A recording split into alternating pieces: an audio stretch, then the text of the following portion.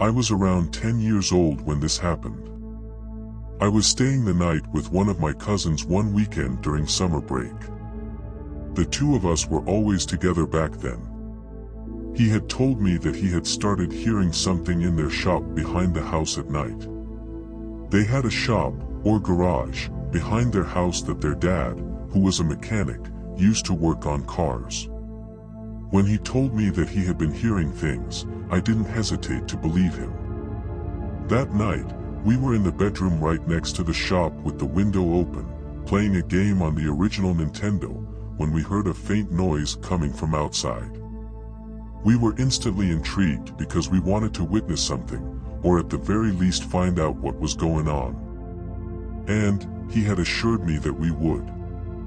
We sat there with the game paused and we were dead quiet, listening. A few minutes later we heard a woman's voice, and it was coming from the shop. We were wide-eyed and very alert at this point. It was quiet again for another few minutes, then there was a blood-curdling scream. We both jumped and knocked each other off the bed. We were scrambling to get to our feet and out of the bedroom. We ran through the kitchen, out the back door, and straight for the shop. There were car parts, a motorcycle, tools, part of a truck cab and frame, and we were all over it looking for this woman. We opened every cabinet, looked in, under, over, and through everything in the shop. We went through there with a fine-tooth comb and in the end we found nothing. We gave up the search and decided to go back in the house. As we started to walk back toward the house we heard a laugh come from inside the shop. This time we ran for the house and slammed and locked the door. This happened several years ago. I'll refer to my friend in this story as G. My longtime friend G and I were out riding horses one afternoon. I was riding a gray spotted mare that she'd named Pepper, and she was riding a white spotted mare, which was also hers, named Freckles. Pepper had developed a habit that when you would be in a gallop she would randomly kick a back leg out to the side, so you always thought she was bucking. We never knew why she did this, but we got used to it and just considered it to be a quirk of hers. Freckles, the other horse, was of the attitude that, if any other horse took off running, she'd try to outrun it, which I have to admit, nearly got me killed on one occasion. The trick to staying alive with G and I was to stay alert. For an image, we were riding next to the beach along an ATV trail. There was a canopy of trees that covered the trail and it was pretty thick grass and shrubs all around. Really a pretty place. Everything was lush and green. There was a bit of a breeze, and a few clouds in the sky. A bright, sunny day. G and I were riding along, talking and laughing about something, as we usually were, when we heard something in the trees, following us. We abruptly got quiet and slowly continued down the trail. The next time we heard the sound, it was right next to us. Whatever was there in the trees spooked the horses and the race was on. Without any warning both horses blasted off running at full speed. We were both hanging on with all we had, while trying at the same time to look back and see what was chasing us. In the area where we live, it could have been literally anything. A panther, a mountain lion, a coyote, anything. Though we never saw anything at all, we could hear it running after us. The horses wouldn't slow down no matter what we tried. I was laying all the way back, flat on Pepper's back, with the reins pulled as tight as I could pull them and she wouldn't stop. She threw her head forward yanking me upright and kept moving. When we cleared the end of the trail we hit a gravel road and they still wouldn't stop. We were in a clear spot and still couldn't see anything. At all. After about another eighth of a mile they finally slowed down. They were lathered with sweat and breathing heavily, so we stopped in a neighboring field behind a neighbor's stable and dismounted to let them rest and to try to figure out what had been chasing us.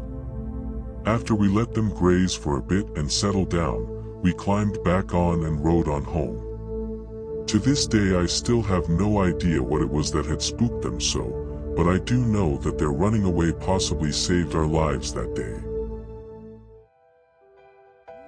In this story, I'll be talking about myself and a friend who I'll call D. We're both female. At this point in time we had, and still have, a lot of activity surrounding us. It seems that we can, not, get away from it. Dee and I had decided to take a trip to a place called City Church in Oklahoma City. We'd heard that they do deliverance ministries. For any who don't know, a deliverance is an exorcism. After all the crazy things we've been through by now, we figured we needed to go. At the very least it couldn't hurt, right? City Church was about a 2-hour drive from where we lived at the time. So we left a little earlier than we needed to, in case of construction or accidents coming up on the highway. As we were driving up there, all kinds of crazy things started happening to try to stop us from going. I was eating beef jerky and snapped a tooth in half. Dee kept getting phone calls from her daughter at home who was in a state of panic because there was stuff going on in their house. Dee's daughter said that their doors were slamming open and shut, a mirror flew off the wall and shattered in the middle of the floor, and so on. We were about an hour or so out and actually discussed aborting the mission and going back home. We decided to keep going because we knew it was the things that plague us trying to stop us from going. When we arrived, we saw this huge cathedral. It had huge stained glass windows and huge gold domes on top of it. It was a sight, but I could feel nothing but profound soul-shaking fear. I wanted nothing more than to go home at that very moment. Again, I knew what was causing the fear. We had about an hour before the ministries began, so we decided to walk down to a coffee shop we had passed a few blocks away. As we were sitting there, her phone kept going off and again we discussed just going home.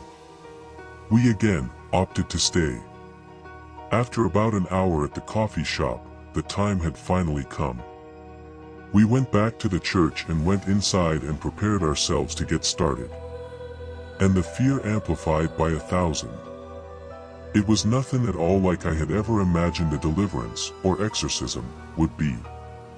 There were quite a few people there and everyone was doing this in the same room. Everyone together, for anyone to see. I kind of felt like having an exorcism was a more personal affair and shouldn't take place in a huge room full of people. But moving on. Before we began, the entire group of people had to say a binding prayer. A binding prayer is said to keep the evil spirits, or demons, from attacking either the host or anyone else who may be in the room. Again, why is the room full of people? Anyway, we were each assigned our own personal minister, then were led to a place to sit. I had a little elderly man with a sincere demeanor and the kindest eyes. A few minutes later, after the deliverance part of the evening had already begun, another man came in. He was late, so he completely missed the binding prayer. As my little man was calling out my spirits, I became enraged. I wanted to physically assault him. And through clenched teeth I let him know how I felt. To clarify, I was not telling him this. The spirits within were the ones who were enraged. Then my attention was called to something across the room. The late man was pissed. He was assigned 2 ministers and they were holding on to him for dear life and doing their best to do what had to be done. The lights in the room started to flicker and I could see what was there, within the man. The guy was really a pretty big guy, and I could feel a bad situation coming. I wasn't scared though. Whatever was within me wanted to run across the room and attack this guy and whatever was within him. When something takes over your body, there is not much you can do to fight it back if you don't know how. And at the time, I didn't know how.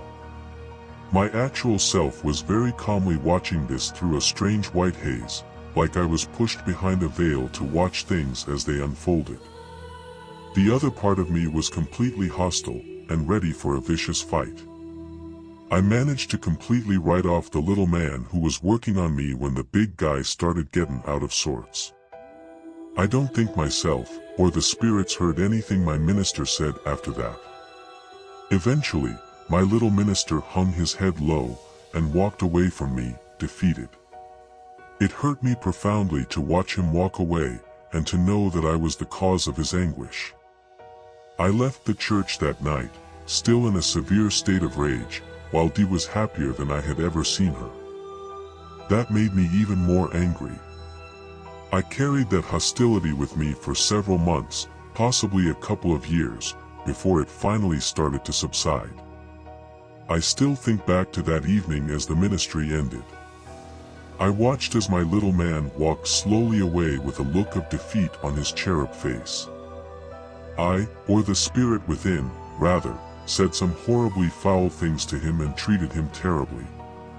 To this day, every time I think of him a consuming feeling of sadness washes over me, as it is now.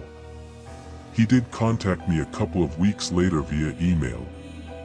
He asked me if it would be okay if he sent me some prayer cloths. These are small cloth pieces that have been blessed using anointing oil and prayer.